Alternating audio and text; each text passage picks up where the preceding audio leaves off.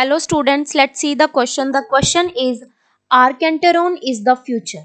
ठीक है, options are Stomodium, Proctodium, cavity of alimentary canal और the coelom. ठीक है, तो Archenteron क्या है?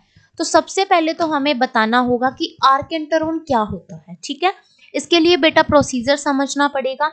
नॉर्मली यहाँ पर मेल गैमेट होता है दैट इज स्पर्म और that is haploid in nature.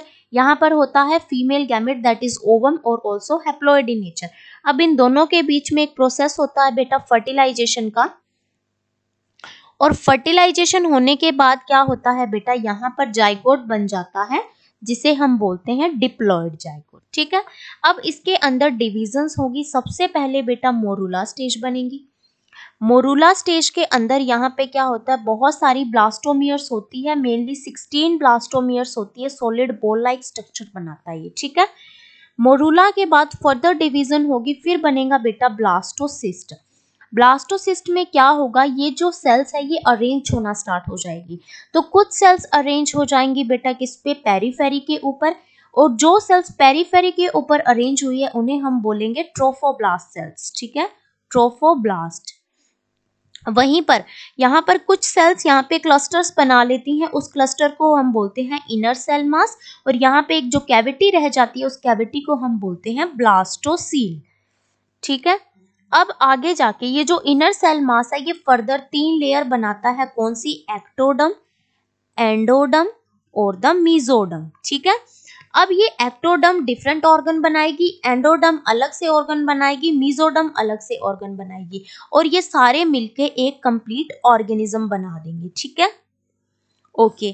अब ये जो अब आगे जाके ब्लास्टोसिस्ट के बाद एक स्टेज बनती है जिसे हम बोलते हैं गैस्ट्रूला. गैस्ट्रूला के अंदर क्या होता है, ये जो पेरीफेरी पे सेल्स है ना, इनके बीच में यहाँ पर इन्वेजिनेशन होना स्टार्ट हो जाती है. ठीक है, और इस इन्वेजिनेशन की वजह से यहाँ पर एक कैविटी बन जाती है जिसे हम बोलते हैं आर्केंटेरॉन. ठीक है, अब आर्केंटेरॉन क्या है, cavity of the gastrula obviously. अब ये आर्केंटेरॉन प्रेजेंट करती है बेटा प्रिमिटिव गट को, प्रिमिटिव गट, और आगे जाके फ्यूचर में ये एलिमेंट्री कैनाल बनाती है. ठीक है, एलिमेंट्री कैनाल. ठीक है, तो हमसे क्वेश्चन में यही पूछा गया कि archenteron is the future cavity of the alimentary canal बनाती है. ठीक है, तो ऑप्शन सी हमारा सही हो जाता है. अदर ऑप्शंस हम देख लेते हैं बेटा. फर्स्ट बोल रहा है स्टोमोडियम. स्टोमोडियम क्या होता है कि यहाँ पर ये जो एक्टोडम बनाई थी ना, तो एक तरह से डिप्रेशन होता है एक्टोडम के अंदर. डिप्रेशन इन एक्टोडम कौन सी साइड पे बेटा, ओरल रीजन. जो डेवलप हो रहा है ना एम्ब्रियो, यंग एम्ब्रियो है, उसके ओरल रीजन में जो एक्टोडम है उसके अंदर कोई डिप्रेशन आ जाती है जिसकी वजह से, और आगे जाके वो किस में डेवलप होता है, ये वाली एक्टोडम माउथ और ओरल कैविटी बनाती है. ठीक है, माउथ एंड ओरल कैविटी. तो आ गया स्टोमोडियम का आपको प्रोसेस समझ में. तो आर्केंटेरॉन का तो इससे कोई रिलेशन नहीं है, तो ये गलत हो जाता है. बी बोल रहे हैं बेटा प्रोक्टोडम.